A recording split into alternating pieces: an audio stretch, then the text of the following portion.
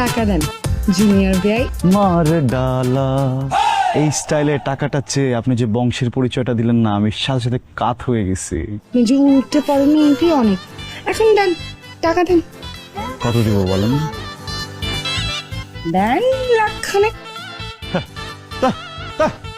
মানে এই যে একটা যে পিকে উঠছিলেন না, একদম সব আবার আস্তে করে গল গল করতে করতে বের হয়ে গেছে। হইলো মানে ফকির নিজে এটা কথাই কিন্তু বোঝা যায়। 1 লাখ টাকা কোনো টাকা না, একদমই না। আরে তুই ভয় পাস কেন? তুই বাজার সম্বন্ধে আইডিয়া রাখোস না? 4-5 লাখ টাকা তো ভাবছিলাম এইভাবে ছিটাই দিব। থাক জুনিয়র ভাই, তুমি আপাতত 1 লাখই দাও, তাতেই চলবে। কি বলো ভাইয়া? এখন টাকাটা দিয়ে দাও। দিয়ে দেবো? হ্যাঁ। ঠিক আছে, ভাইয়ার সম্মানে টাকাটা দিচ্ছি। ঠিক আছে,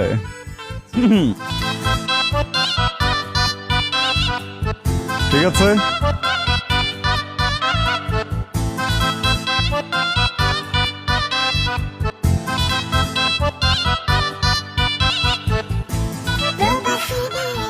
আই, আমার কি ভিক্ষুক মনে হয়?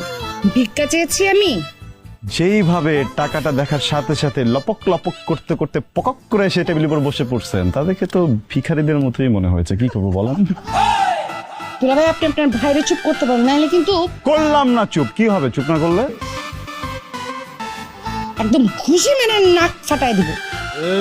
এই, বাদ দে না, বেড়ি মানুষ।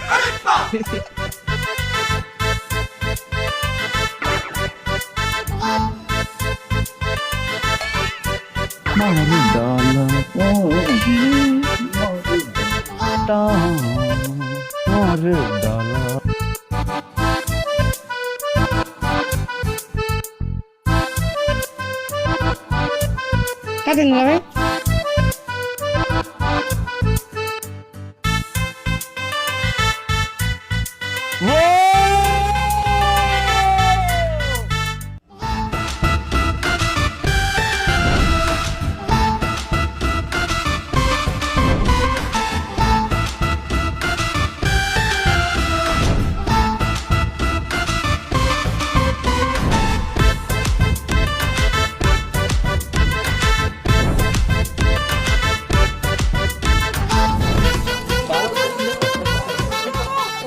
বাড়ি বাড়ি বাড়ি বাড়ি বাড়ি।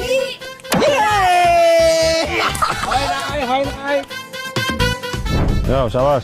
পারবে না, পারবে না, পারবে না। ভাইয়া ভাইয়া ভাইয়া। চুরি খুলে পড়ে গেছে আমার। জামাই বউ দুজনেই একরকম। চুরি কই, আমার চুরি কই? দিয়ে দে। জি না।